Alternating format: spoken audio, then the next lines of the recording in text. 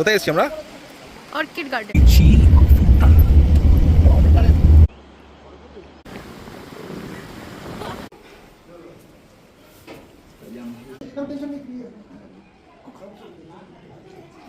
Welcome, very good morning from Bhalukpong. যারা যারা last ব্লগটা দেখেছিলে তারা জানো যে আমরা ভালুকপংয়ে মানে অরুণাচলে কালকে রাত্রিবেলা এসে উঠেছিলাম মন্ডল ঘ্যাং হোটেলে। আজকে নতুন দিন, নতুন সকাল, সব কিছু নতুনভাবে চালু হবে। আর সেটা করতেই মন্ডল ঘ্যাংয়ের বারান্দায় আমি এখন চলে এসেছি তোমাদেরকে ভালুকপংয়ের এই হোটেল থেকে আশপাশের ভিউটা কেমন আসছে একটু দেখানোর জন্য। চলো দেখে নাও। এই আমাদের রুমের ব্যালকনি, আর ব্যালকনি থেকে বেরোলেই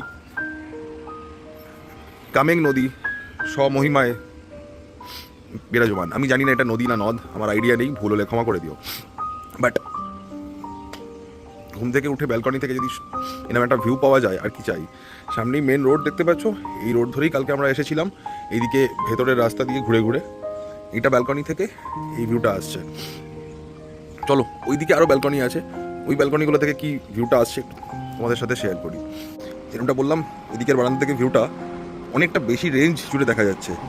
এইদিকে পাহাড় রয়েছে, নদীটা এখান দিয়ে বয়ে যাচ্ছে, নিচ দিয়ে হাই রোডটা চলেছে, আর সামনে সুবিস্তৃত কামেং নদী। আর আমি এখন তোমাদেরকে ওই ব্যালকনিটা দিয়ে ভিউটা দেখাচ্ছিলাম। এই ব্যালকনিটা কমন ব্যালকনি, ওইটা ছিল আমাদের পার্সোনাল ব্যালকনি। এইখানে নিচে কিছু ঘর রয়েছে, ডিনার বা লাঞ্চ তোমরা এখানে বসেও করতে পারো। ওইখানে ওপেন স্পেসে যে চেয়ারগুলো পাতা রয়েছে ওখানেও সেম ব্যাপার, লাঞ্চ ডিনার তোমরা করতে পারো। নিচে এই পোর্শনটা ঠিক এইখানটাতে ডিনারের জায়গাটা রয়েছে। এখান দিয়ে যে সিঁড়িটা নেমে যাচ্ছে সেই সিঁড়ি দিয়ে নেমে শর্টকাট, এখানে বাগান টাইপের আছে এই বাড়িটার ঠিক ওখানটায়, ওখানে যাওয়া যায়। শর্টকাটে মেন রোডে ওঠা যায়। যদিও মন্ডল ঘ্যাং হোটেলে আসার আসল রাস্তা ওইখান থেকে একটা রাস্তা ভেতর দিয়ে ঘুরে ঘুরে ঘুরে ঘুরে এইদিকে আসছে। চলো এখনকার মতন এইটুকুনি, খুব শীঘ্রই ভালুকপংকে বিদায় জানাতে হবে, আমাদেরকে এগিয়ে যেতে হবে সামনের দিকে। যেটুকুনি সময় আসি একটু উপভোগ করে নিই কামেং নদীর সৌন্দর্যকে। আজকে আমরা যাব ভালুকপং থেকে দিরাং। তো সকাল সকাল চলে এসেছি ডাইনিং হলে ব্রেকফাস্ট করতে। ডাইনিং হলটা একবার দেখিয়ে দাও।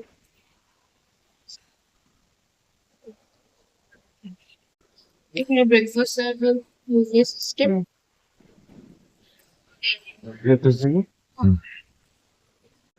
ব্রেকফাস্টে আছে পোহা, ডিম সেদ্ধ,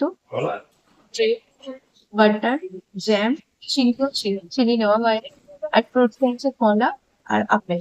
এই মেন রোড যেখান দিয়ে আমরা কালকে এসেছিলাম, আর এই হলো হোটেল মন্ডল ঘ্যাং। দুটো বিল্ডিং আছে, একটা বিল্ডিং এইটা আর একটা বিল্ডিং এইটা। এই বিল্ডিংটারই ওই দিকের ভিডিও এতক্ষণ তোমরা দেখছিলে। নদীটা ওই দেখো, নদীটা দেখা যাচ্ছে। আমরা ওই দিকের বিল্ডিংটায়, এই বিল্ডিংটার ওই দিকের পোর্শনটায় ছিলাম আমরা। এখন আমাদের বেরিয়ে যাওয়ার পালা। এই আমাদের গাড়ি, সবাই উঠে পড়েছে, আর এখন আমরা বেরোবো পরের গন্তব্যের উদ্দেশ্যে। অরুণাচলের অর্কিড রিসার্চ সেন্টার টিপিতে, এটাই তার ম্যাপ। এখানে পুরো লিস্ট দেওয়া রয়েছে, তোমরা চাইলে স্ক্রিনশট নিয়ে নিতে পারো। কোথায় কি আছে না আছে সমস্ত কিছু পয়েন্ট আউট করা রয়েছে। এবার দেখে নাও, ছবি আমি পোস্ট করে দিচ্ছি। বড় আম দেখেছো? হ্যাঁ, এত বড় সাইজের আম না, একটু ভুল হচ্ছে, এটা আম নয়, ডাস্টবিন। এটা 6 হেক্টর জায়গা জুড়ে এই অর্কিড সেন্টারটা। এদিকে চলে যাচ্ছে রিভার ভিউ, প্রত্যেকটা গাছের গায়ে এরকমভাবে মার্কিং করা রয়েছে। এখানে একটা সুভিনিয়ার শপ আছে, চলো গিয়ে দেখা যাক কি পাওয়া যায় সেখানে। এন্ট্রি ফি এখানে 20 টাকা পার পার্সন। ও আচ্ছা, without valid ticket will incur a penalty of rupees 2000 rupees.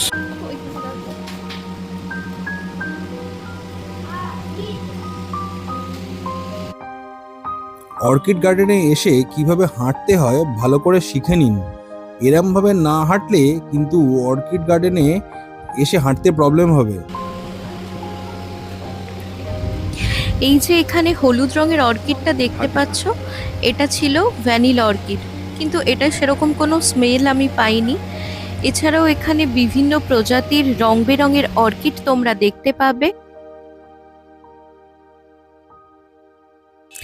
এর ঠিক অপোজিটেই রয়েছে একটা সুভিনিয়ার শপ, যেখানে তোমরা দেখতে পাবে বিভিন্ন রকমের পেন স্ট্যান্ড, উল দিয়ে বোনা চুলের গার্ডার, চাবি রিং আর বিভিন্ন রকমের বড় বড় মূর্তি। কিন্তু এখানে একটু কস্টলি লেগেছে আমাদের, বাইরে অনেক সস্তায় এইসব জিনিস পাওয়া যায়।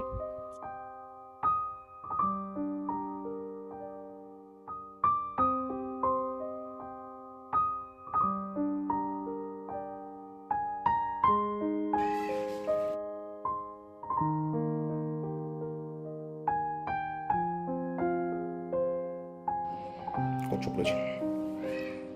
বল হাতি। অর্কিডের মিউজিয়ামটা পুরো এইদিকে রয়েছে। আর তাতে কোথায় এসেছি আমরা? Orchid garden. Orchid garden. আর আমরা এখন কোথায় দাঁড়িয়ে? এখন হচ্ছে রিভার কামিং এর একদম সাইডে এখানে একটা টাইগার পয়েন্ট আছে, যেখানে 3-4 দিন আগে বাঘে জল খেতে এসেছিল। আর কামিং নদী এখানে খরস্রোতা, স্রোত খুব সুন্দর, এখানে নদী শুকিয়ে যায়নি।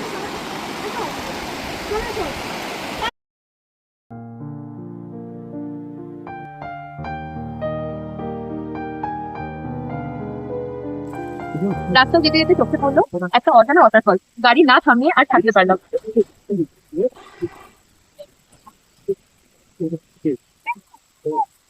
সেই উপর থেকে আসছে। চাইলে তোমরা নামতে পারো, সাবধানে একটুখানি পা ফা ভিজিয়ে নিতে পারো। এখান দিয়ে নামা যায়। দেখো এরা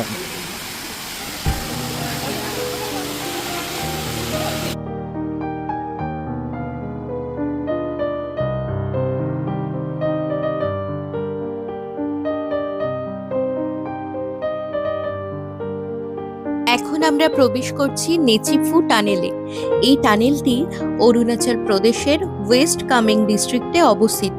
5700 ফুট উচ্চতায় অবস্থিত বর্ডার রোড অর্গানাইজেশন দ্বারা নির্মিত এই টানেলটি 500 মিটার লম্বা। 12ই সেপ্টেম্বর 2023 সালে নির্মিত এই টানেলটি টোটাল যাত্রাপথকে প্রায় আধ ঘন্টা মতন কমিয়ে দিয়েছে, যেটার ডিস্টেন্স প্রায় 6 কিলোমিটার মতন। এই রাস্তাটা পুরোটাই মেঘে ঢাকা থাকতো আর দুর্ঘটনা ঘটতো, সেটা কমে গেছে।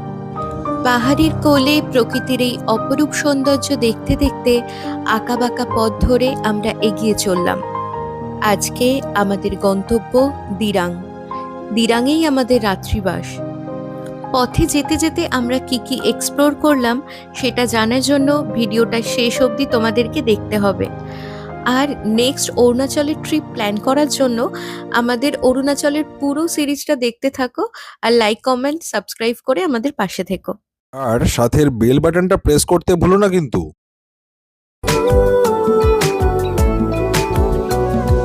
ছবি ছবি দিন মন বেড়াতে যায়, পথের ইশারায় স্বপ্ন কথা পায়, কম খরচে আনন্দের খোঁজে, explore within budget, explore within budget.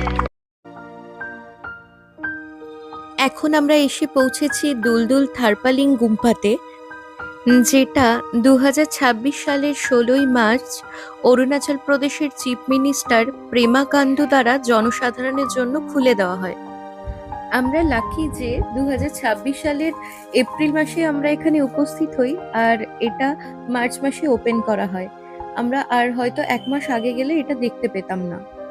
এই মনেস্ট্রির উপরে ওঠার জন্য তোমাদেরকে অনেকগুলো সিঁড়ি অতিক্রম করতে হবে, তাই যাদের পায়ের সমস্যা আছে তারা এটাকে চাইলে অ্যাভয়েড করতে পারো। আর একবার উপরে উঠে গেলে এখান থেকে তোমরা দেখতে পাবে পাহাড়ের 360 ভিউ আর কামিং রিভারের পুরো 360 ভিউটা। আরেকটা ইনফরমেশন তোমাদেরকে দিয়ে রাখি, এই জায়গাটায় কিন্তু প্রচন্ড ধস নামে, তাই এখানে আসার আগে ভালো করে ওয়েদার আপডেট চেক করবে। যদি ওয়েদার খারাপ থাকে তো অবশ্যই জায়গাটা অ্যাভয়েড করবে, না হলে এখানে ধস নামলে পরিস্থিতি কিন্তু খুব আমরা খারাপ এখন চলে হয়। এসেছি দিরাঙের সাসপেনশন হ্যাঙ্গিং ব্রিজে। ব্রিজটা পুরো জীর্ণকায় অবস্থা। এখানে লেখা রয়েছে, অলরেডি এরা সতর্ক করে দিয়েছে যে এখানে ব্রিজটা উইক আছে আর 10 জনের বেশি যাওয়া সম্ভব নয়, কিন্তু এখানে অনেক বেশি লোক হয়ে গেছে, তো সেই জন্য আমরা একটু ওয়েট করছি। একটু ফাঁকা হলে তারপরে আমরা ভেতরে যাবো। আমরা ব্রিজের ওই পার থেকে এপারে চলে এসেছি, এপার থেকে এবার ওই পারে যাবো।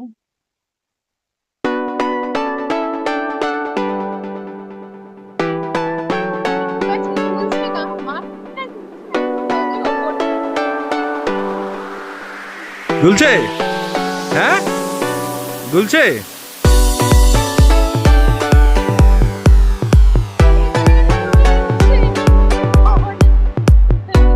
দুলছে?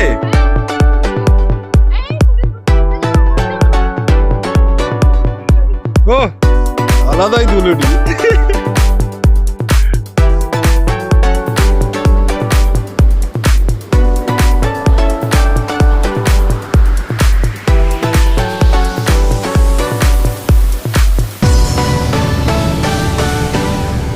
ইরাক যাওয়ার পথে আমাদের সামনে এসে উপস্থিত হয়েছে নাগ মন্দির। নাগ মন্দির এসে উপস্থিত হয়নি, আমরা নাগ মন্দিরের সামনে এসেছি। এই নাগ মন্দিরের পিছনে একটা হিস্ট্রি আছে। যখন এখানকার এই যে রাস্তা, তো সুন্দর রাস্তা দিয়ে আমরা আসছিলাম, এই রাস্তার কাজ যখন হচ্ছিল সেই সময় যা শুনতে পাওয়া যায়, একটা নাগ আর একটা নাগিন এখানে থাকতো। তো এখানকার যারা কাজ করছিল তাদের হাতে নাগটা মারা যায়। তারপর থেকে নাগিন আর অন্যান্য যারা আরও ছিল তারা মিলে কর্মীদের অ্যাটাক করতে থাকে। ইভেন কিছু ন্যাচারাল ডিজাস্টারও এখানে হতে থাকে, ধস নামা বলো বা অতিরিক্ত ঝড় বৃষ্টি এগুলো হতে থাকে। দেন এখানকার যারা লোকাল আছে তারা আর যারা কর্মচারী ছিল তারা মিলে এখানে এই নাগ মন্দিরটার প্রতিষ্ঠা করে। তারপর থেকেই জানা যায় যে যে ধসগুলো নামতো বা ন্যাচারাল ডিজাস্টার যেগুলো হতো সেগুলো সবই আস্তে আস্তে বন্ধ হয়ে যায়। Janata restaurant, first we eat then we do everything else. এখানেই আমরা এখন লাঞ্চের জন্য চলে এসেছি। খাবার সার্ভ হয়ে গেছে, এখানে দিয়ে দিয়েছে কাঁসার থালায় ভাত, এখানে কাঁচা ছোলা ভেজানো, শশা, এখানে এটা বেগুনের একটা কিছু রয়েছে, এখানে এটা বিনস সেদ্ধ, এখানে কাবলি ছোলা আর মটর ডালের একটা তরকারি, এটা আলু ভর্তা টাইপের, ডাল, পাঁপড় আছে, পেঁয়াজ আছে, আর তার সাথে আমরা নিয়েছি হচ্ছে ডিম ভাজা। টোটাল কমপ্লিট আজকের লাঞ্চ। এই থালিটা হচ্ছে 120 টাকা আর ডিমের অমলেট 50 টাকা।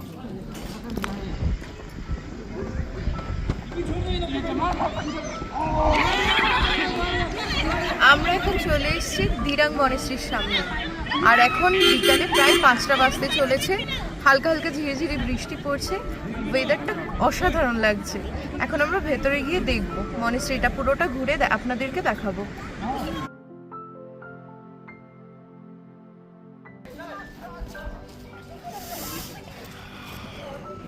ওয়েদারটা দেখো শুধু একবার এখানে।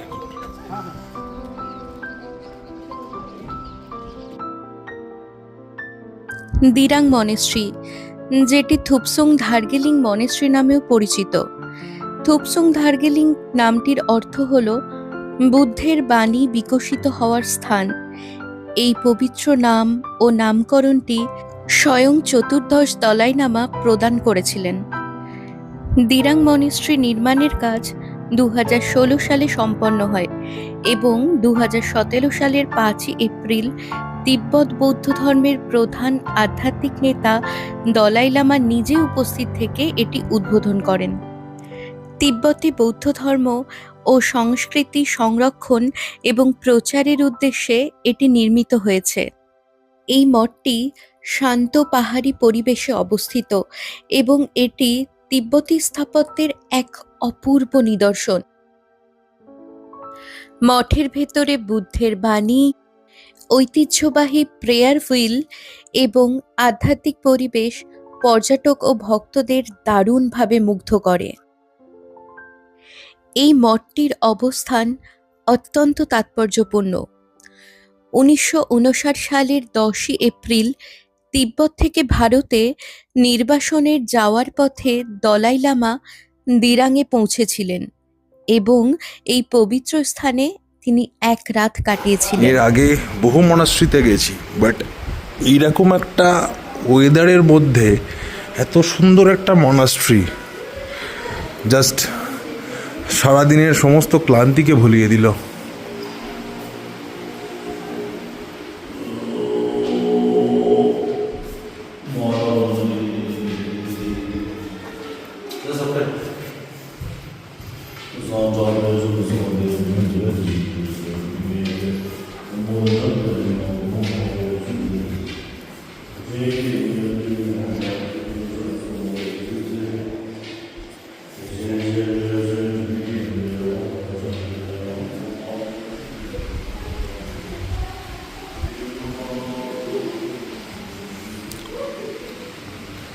অসাধারণ সুন্দর জায়গা, বলার মতন ভাষা খুঁজে পাচ্ছি না সিরিয়াসলি।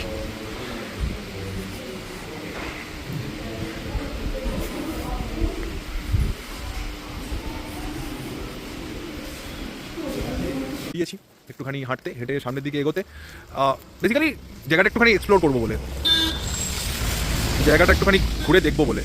চলো একটু আগে এগোনো যাক, অন্ধকারে সেরকম কিছু দেখা যাক। দেখা যাচ্ছে না সেইভাবে। হ্যাঁ সবই বন্ধ মোটামুটি হয়ে গেছে, যা দেখতে পাচ্ছি। হ্যাঁ এইখানে একটা জিনিস দেখা যাচ্ছে, দেখানোর চেষ্টা করি তোমাদেরকে। হ্যাঁ জানি না কতটা দেখাতে পারবো, most probably I am not sure. ওইখানে এই যে আলোটা বেশি জ্বলছে, মোস্ট প্রবাবলি দিরাং মনাস্ট্রিটা এইখানেই, আমি শিওর নই, বাট দেখে সেরকমই লাগছে দিরাং মনাস্ট্রিটা, কারণ এখানে একটা স্ট্রাকচার আমি দেখতে পাচ্ছি মনাস্ট্রির মাথাতে যেরকম থাকে, মোস্ট প্রবাবলি এটাই হবে। দেখা যাক সামনে এগোই, বাট মনে হচ্ছে না এগোনো যাবে, কারণ পুরো অন্ধকার, এখানে কিচ্ছু নেই।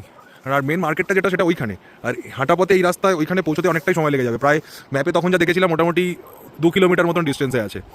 চলো সামনে কিছু পেলে তোমাদেরকে জানাচ্ছি।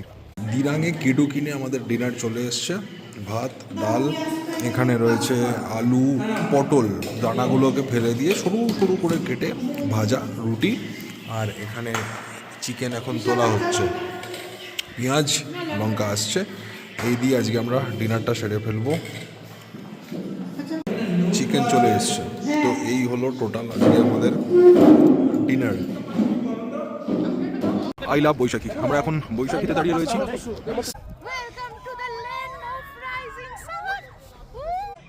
হাতটা জমে গেছিল, জলটাই হাত দিয়ে পুরো হাতটা ছেড়ে দিই। 2 কাপ কফি আর গরম গরম ম্যাগি। हौसला, निष्ठा, साहस, हिम्मत, संकल्प। लाफिंग नामे একটা ডিশ,